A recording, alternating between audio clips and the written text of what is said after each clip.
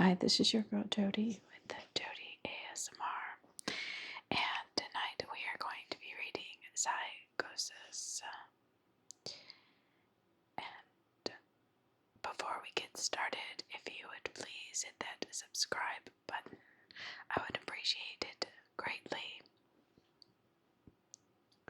And if you like this type of video, please hit the like button and share it with your friends. Also, if you would like to comment, that would be fantastic. So let's get started. I'm not sure why I'm writing this down on paper and not on my computer. I guess I've noticed some odd things. It's not that I don't trust the computer. I just need to organize my thoughts. I need to get down all the details somewhere objective. Somewhere I know that what I can write can't be deleted or changed. Not that's happened, it's just everything's blurred together here in the fog of memory lends a strange cast to things. I'm starting to feel cramped in this small apartment. Maybe that's the problem. I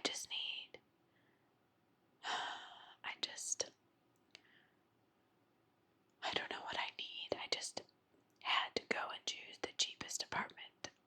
The only one in the basement. Yes, I live in the basement. It's the lack of windows down here that makes me feel comfortable. The lack of day. I don't know, it makes it seem like the night slips by seamlessly. I haven't been out in 4, maybe 5 days because I've been working on this programming project so intensively. I suppose I just wanted to get it done. Hours of sitting and staring at a monitor can make anyone feel strange. I know, but I don't think that's it. Honestly, I really don't. I'm not sure when I first started to feel like something was odd or off. I can't even define what is wrong with me. Maybe I just haven't talked to anyone in a while. Maybe that's all I need to do. That's the first thing that crept up on me. Everyone I normally talk to online while I program has been idle, or they've simply not logged in at all. Don't you find that odd? My instant messages go unanswered. The last email I got from anyone was a friend. He said he talked to me when he got back from the store. That was yesterday. I'd call with my cell phone, but reception's terrible down here in the basement. But yeah, that's it. I just need someone to call. I'm going to go outside. Well, I went outside and that didn't work so well. As the tingle of fear fades, I'm feeling a little ridiculous for being scared at all. I looked in the mirror before I went out, but I didn't shave the 2-day stubble I've grown. I figured I was just going out for a quick cell phone call. I did change my shirt though because it was lunchtime, and I guessed that I'd run into at least one person I knew. But that never happened. No, I didn't run into anybody. I wish I did. When I went out, you know what happened? I opened the door to my small apartment as slowly as I possibly could. A small feeling of apprehension had somehow already lodged itself inside of me for some identifiable reason. I chalked it up to having not spoken to anyone but myself for a day or two. I peered down the dingy gray hallway, made dingier by the fact that it was a basement hallway. On one end, a large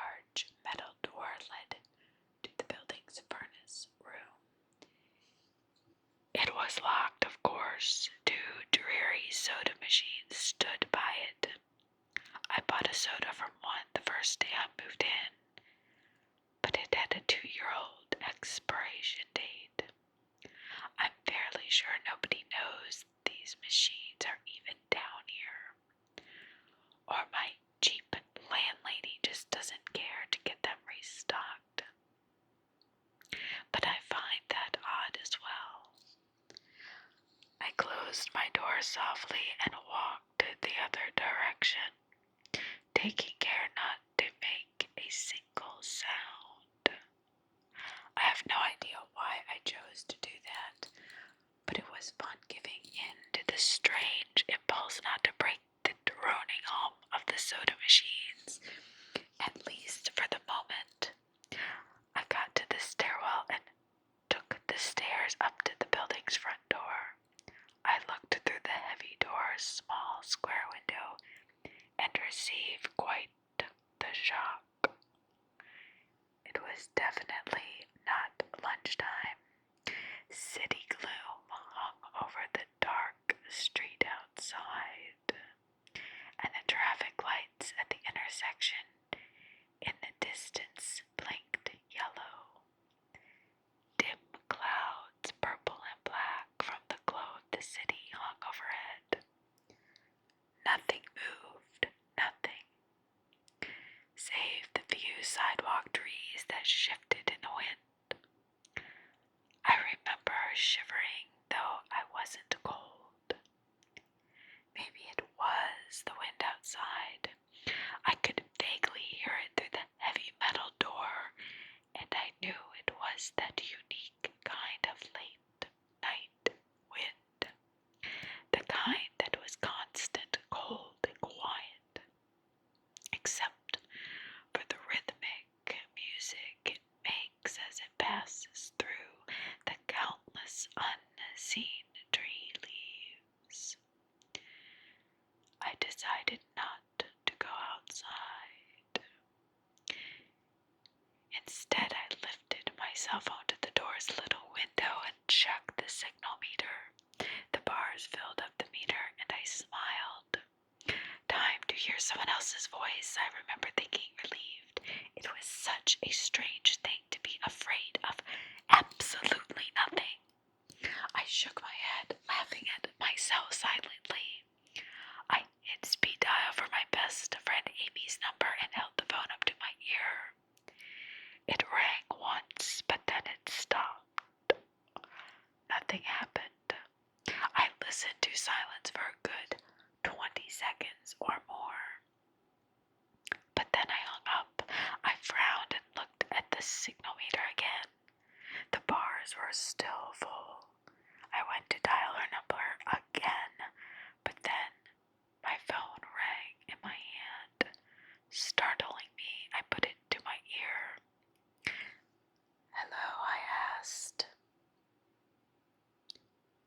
"Hello," I kept repeating. "Hello, hello." But I couldn't hear her voice. Hello. I felt so silly. What am I doing anyway? But then I heard it. A voice. A voice. I knew I heard it. "Hello," I asked again, immediately fighting down a small shock at hearing the first spoken voice in days, even if it was my own. I had gotten used to the droning hum of the building's inner workings on my computer, the soda machines in the hallway. There was no response to my greeting at first, but then finally a voice came. "Hey," said a clear male voice, obviously of college age, like me. "Who is this?" "John," I replied, confused. "Oh, sorry, wrong number," he replied, then hung up. I lowered the phone slowly and leaned against the thick brick wall of the stairwell. That was strange. I looked at my received call list, but the number was unfamiliar. Before I could think on it any further, the phone rang shocking me yet again. This time I looked at the caller before I answered.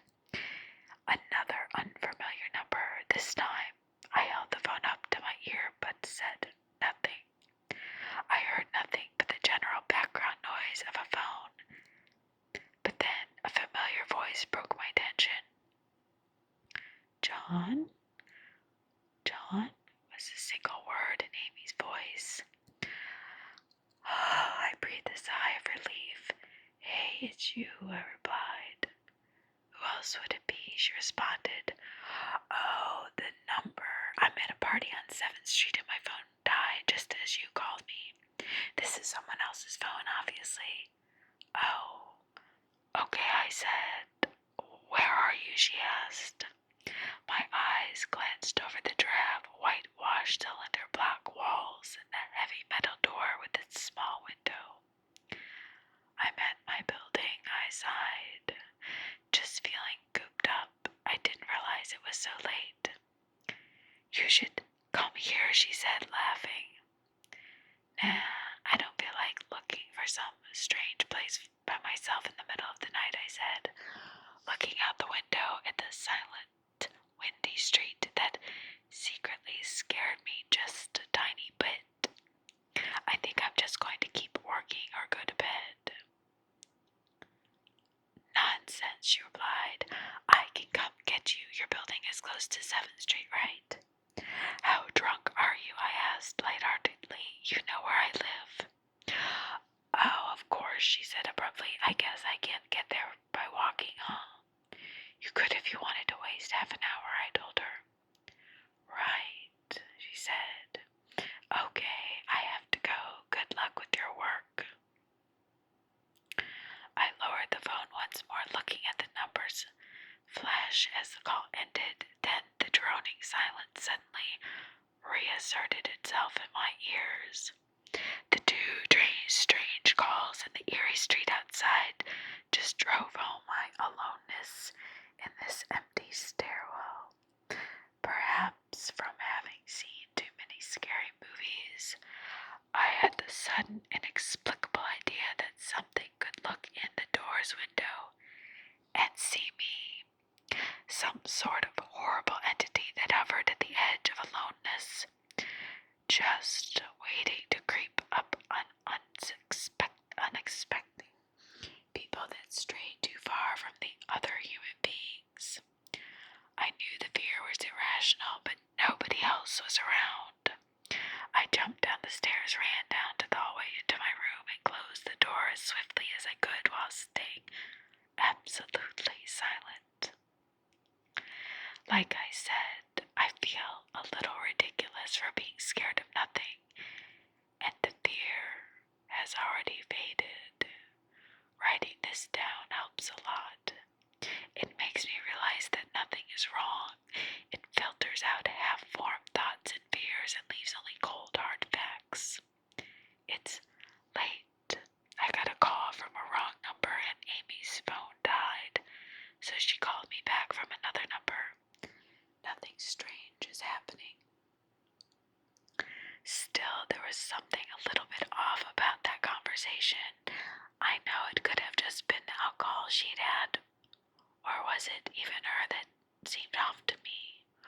Or was it? Yes, that's it. I didn't realize it until this very moment. Writing these things down, I knew writing would help. She said she was at a party, but I only heard silence in the background. Of course, that doesn't mean anything in particular, as she could have always just gone outside to make the call. But no, that could not be it either. I didn't hear the wind. I need to see if the wind is still blowing. Monday. I forgot to finish writing last night. I'm not sure what I expected to see when I ran up the stairwell and looked out the heavy metal door's window. But now I'm left feeling ridiculous. Last night's fear seems hazy and unreasonable to me now. I can't wait to go out into the sunlight. I'm going to check my email, shave, shower, and finally get out of here. Wait.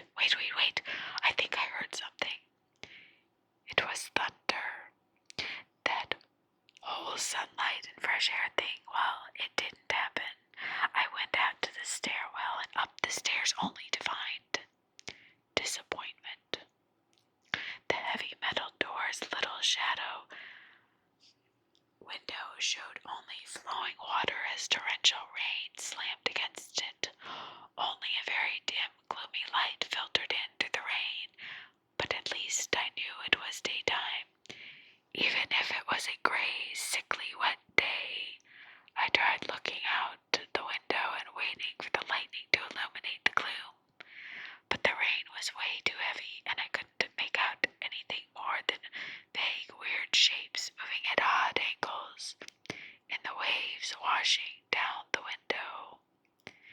Disappointed, I turned around, but I didn't want to go back to my room. Instead, I wandered further up the stairs, past the first floor, and then the second. The stairs ended at the third floor, the highest floor in the building.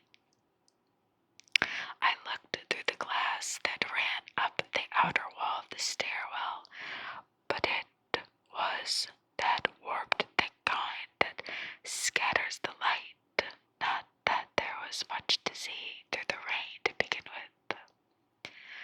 I opened the stairwell door and wandered down the hallway.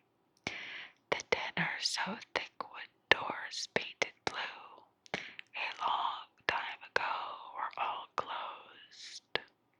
I listened as I walked, but it was the middle of the day, so I wasn't surprised that I heard nothing but the rain outside. As I stood there in the dim of the light in the hallway, listening to the rain, I had this strange, fleeting impression that the doors were standing like silent granite monoliths, erected by some ancient, forgotten civilization for some unfathomable guardian purpose.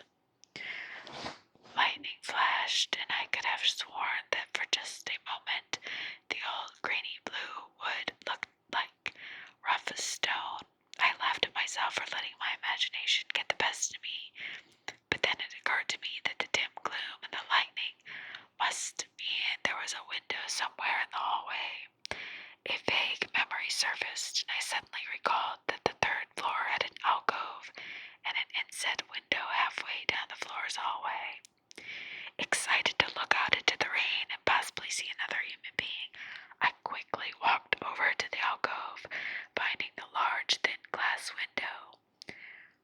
Rain washed down it as with the front door's window, but I could open this one. I reached a hand out to slide it open, but hesitated. I had the strangest feeling that if I opened that window, I would see something absolutely horrifying on the other side. Everything's been so odd lately, so I came up with a plan. I came back here to get what I needed. I don't seriously think anything will come of it, but I'm bored, it's raining, and I'm going stir crazy. I can come back if I choose. I can decide what I want to do. I can always return. So what I did was I went back to get my webcam. The cord isn't long enough to reach the third floor by any means, so instead I'm going to hide it between the 2 soda machines in the dark end of my basement hallway, run the wire along the wall and under my door, and put black duct tape over the wire to blend it in with the black plastic strip that runs along the base of the hallway walls. I know this is silly, but I don't have anything better to do. Well, nothing happened. I propped open the hallway. 2 stairwell doors, steeled myself, then flung the heavy front door wide open and ran like hell down the stairs to my room and slammed the door. I watched the webcam on my computer intently, seeing the hallway outside my door and most of the stairwell. I'm watching it right now and I don't see anything interesting. I just wish the camera's position was different so that I could see out the front door. Hey, somebody's online. I got out an older, less functional webcam that I had in my closet to video chat with my friend online. I couldn't really explain to him why I wanted to video chat, but it felt good to see another person's face. He couldn't talk very long, and we didn't talk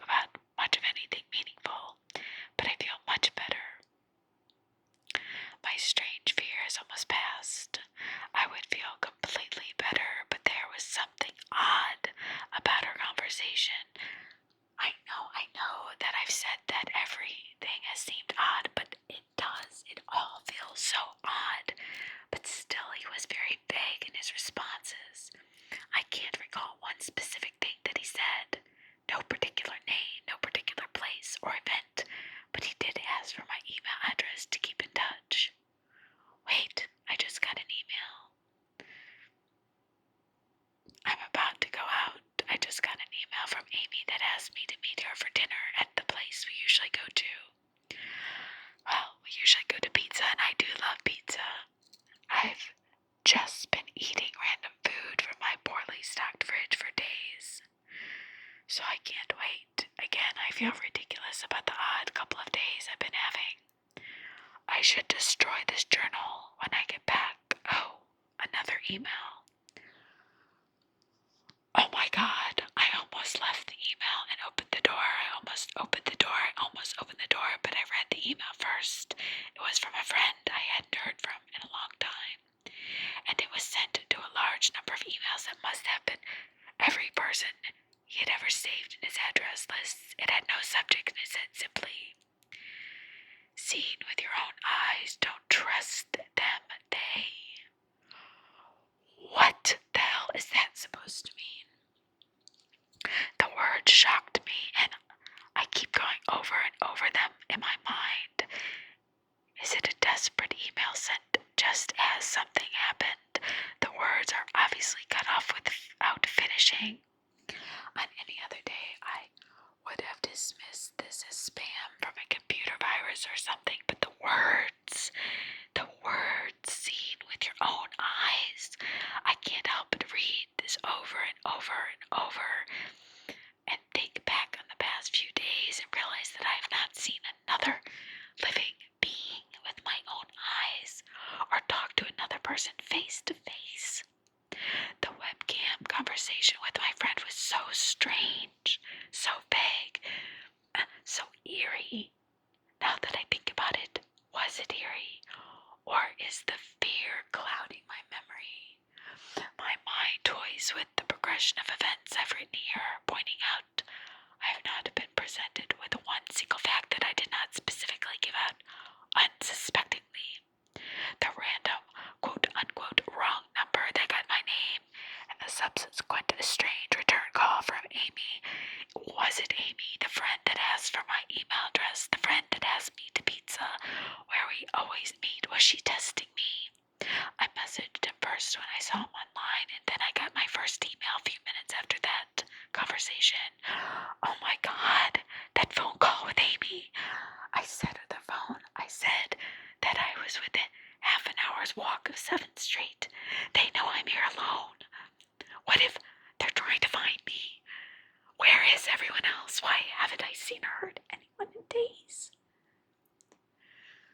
I need to calm down. No, this is crazy. This is absolutely insane. I need to calm down. This is madness. This madness needs to end. I don't know what to think. I ran about my apartment furiously, holding my cell phone up to every corner to see if I got a signal through the heavy walls. Finally, in the tiny bathroom near one ceiling corner tile, I got a single bar. Holding my phone there, I sent a text message to every number on my list. Not wanting to betray anything about my unfounded fears, I simply sent, "You seen anyone face to face lately?" At that point, I just wanted any reply back. I didn't care what the reply was. I didn't care at all.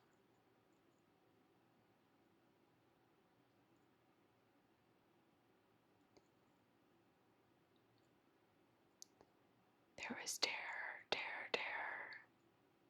in my face, I just needed to know. I need to calm down. Maybe this is all just, I don't know. Finally, a knock responded to me as I found something in the closet last night that has helped me tremendously, a television. I set it up just before I wrote this, and it's on in the background. It has always been an escape for me, and it reminds me that there's a world beyond these dingy brick walls. I'm not looking good. I'm looking generally unhealthy, I must say. But Amy did respond. Amy's the only one that responded to me after last night's frantic pestering of everyone I could contact. She's been my best friend for years. She doesn't know it, but I count the day that I met her among one of the few moments of true happiness in my life. I remember that warm summer day fondly. It seems like so long ago, like a different reality from this day, this dark, rainy, lonely day, this lonely place. I feel like I spent days sitting in that playground where I met Amy, just talking with her, hanging around, doing nothing at all. Finally, there's a knock at the door that took me out of my memory. A knock on the door. I thought it was odd that I couldn't see her through the camera.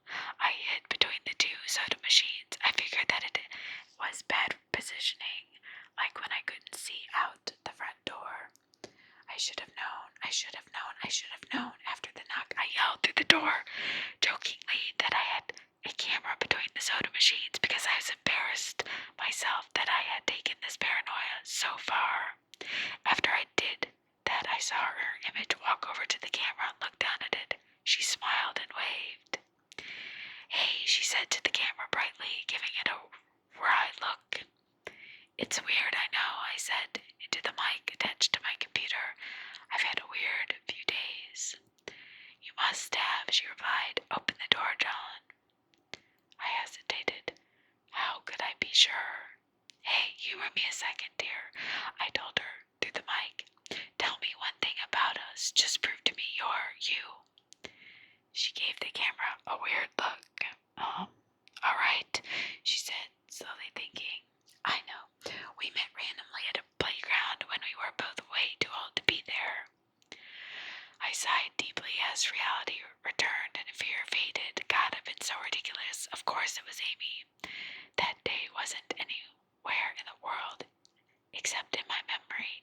I'd never even mentioned it to anyone out of embarrassment, but out of a strange secret nostalgia and a longing for those days to return.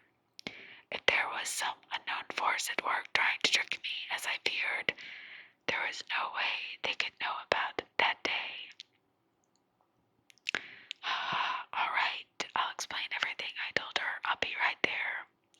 I ran to my small bathroom and fixed my hair as best I could. I looked like shit, but she would understand, snickering at my own unbelievable behavior and the mess I'd made of the place. I walked to the door. I put my hand on the doorknob and gave the mess one last look. So ridiculous, I thought. My eyes traced over the half-eaten food lying on the ground, the overflowing trash bin, and the bed I'd tipped to the side, looking for God knows what. I almost turned to the door and opened it, but my eyes fell on the last thing. The old webcam. The one I used for that eerily vacant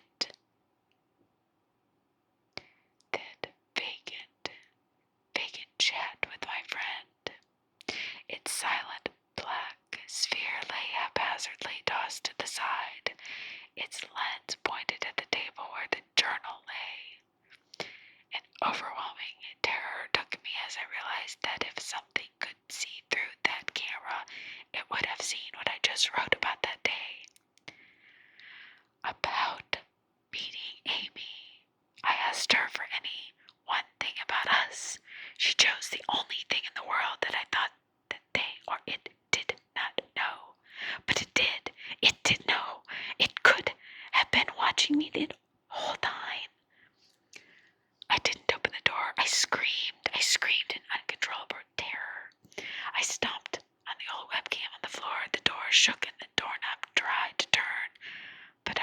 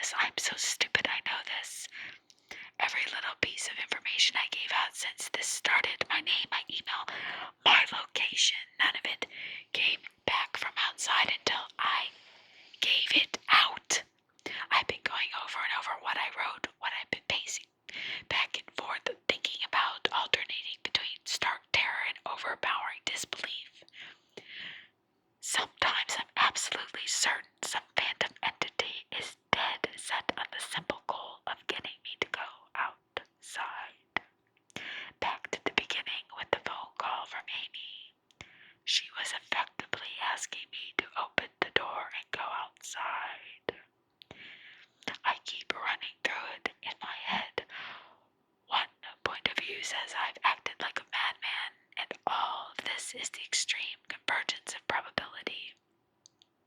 Never going outside at the right times by pure luck, never seeing another person by pure chance, getting a random nonsense email from some computer virus at just the right time.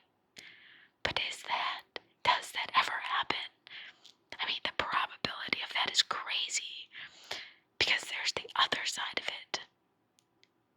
The other side of it says that extreme convergence of probability is the reason that whatever's out there hasn't gotten me already.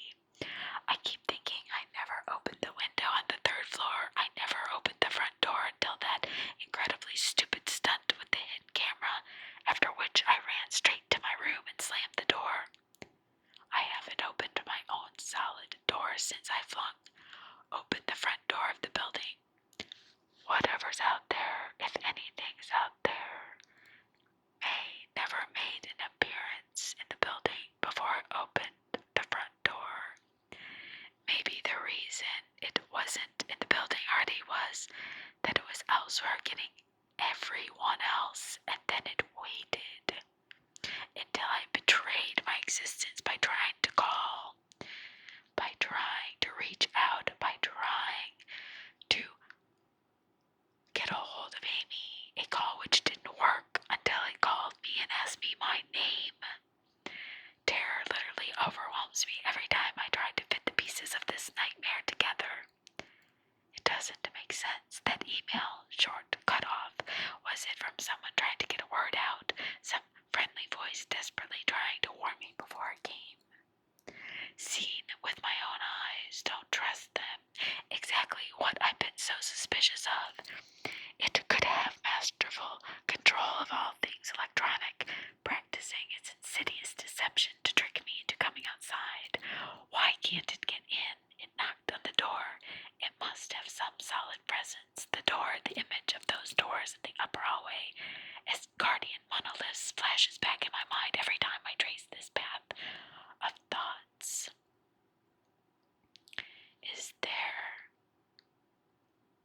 If there is some phantom entity trying to get me to God's side, maybe it can't get through the doors. I keep thinking back over to all the books I've read or movies I've seen, trying to generate some explanation for this. Doors have always been such intense budgie of the human imagination, always seen as wards or portals of special importance, or perhaps the door is just too thick. I know that I couldn't bash through any of the doors in this building, let alone the heavy basement ones.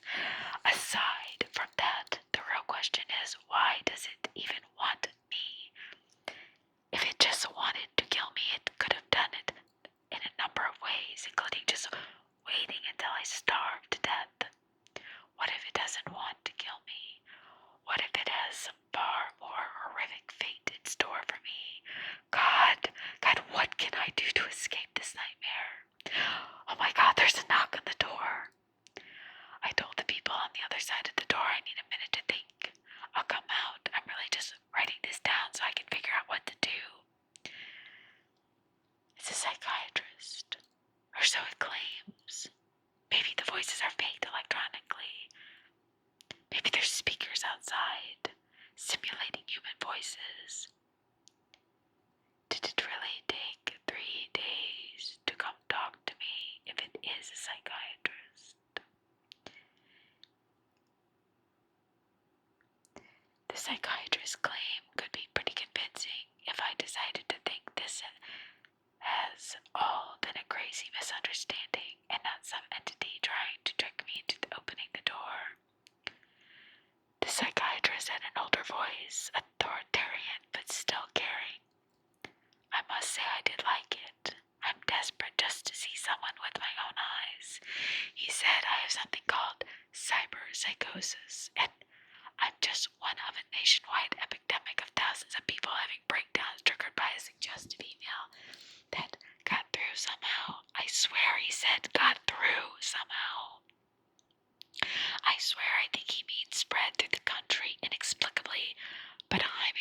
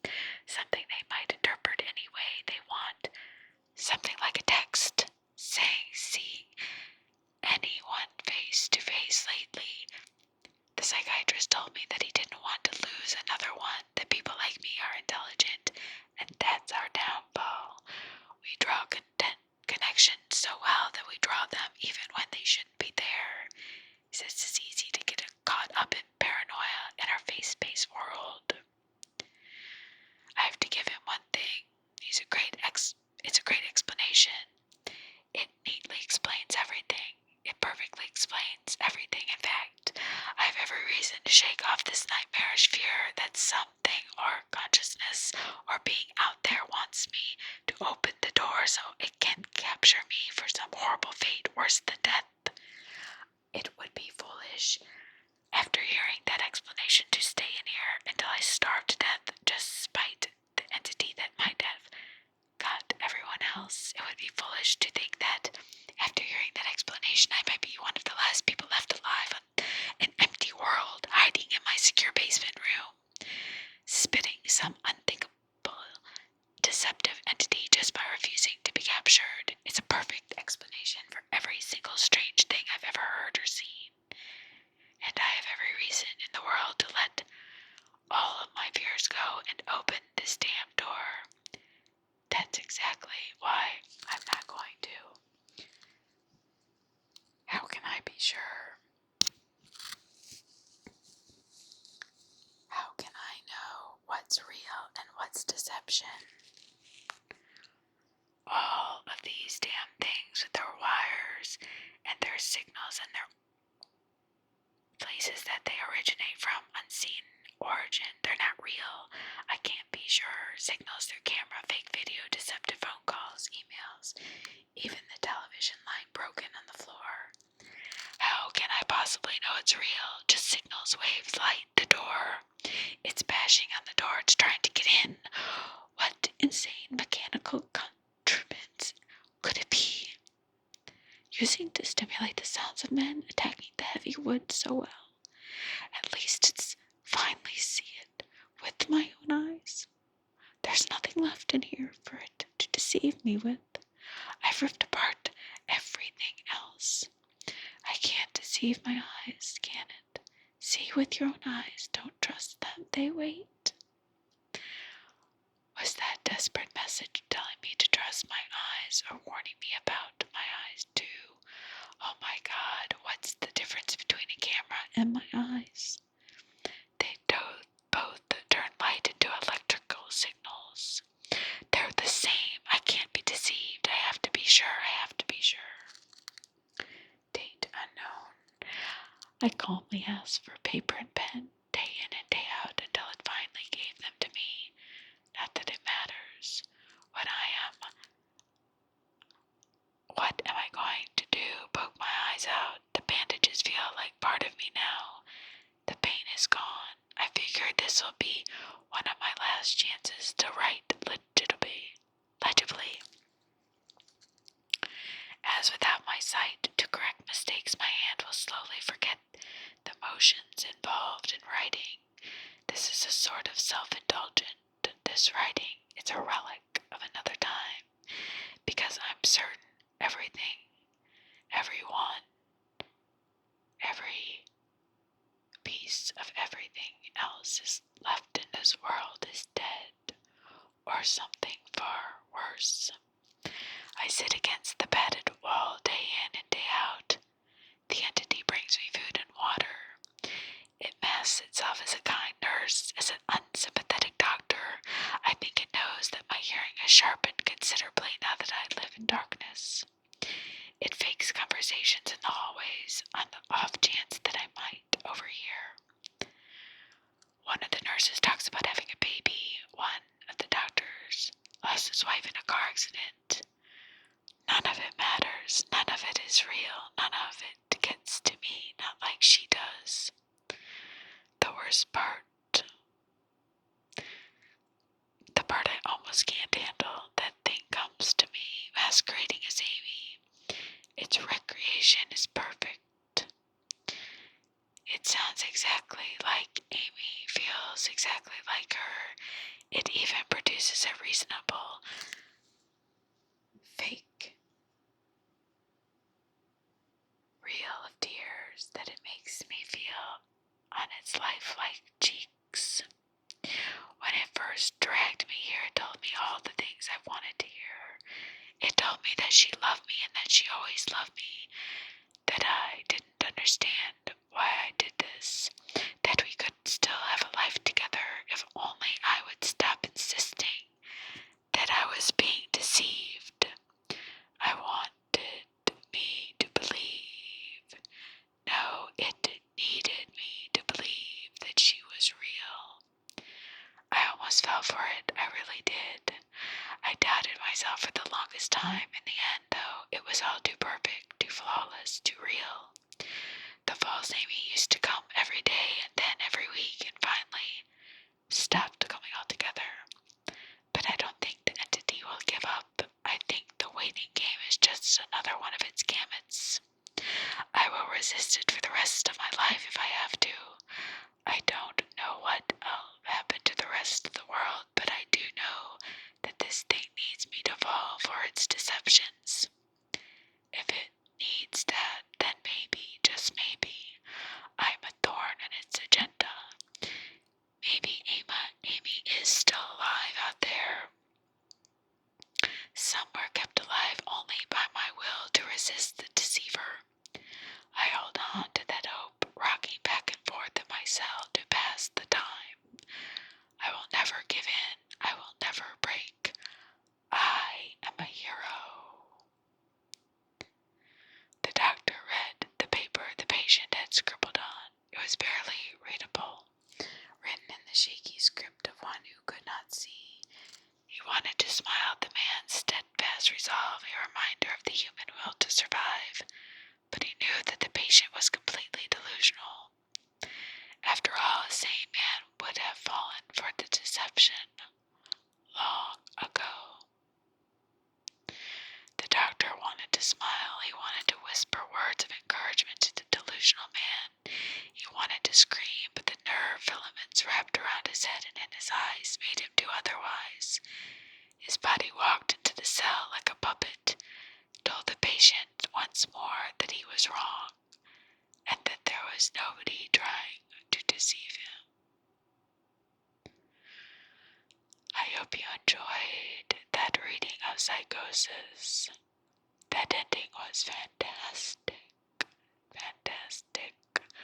Credit to Matt Demersky. Excellent writing. Excellent. Thank you, Matt Demersky.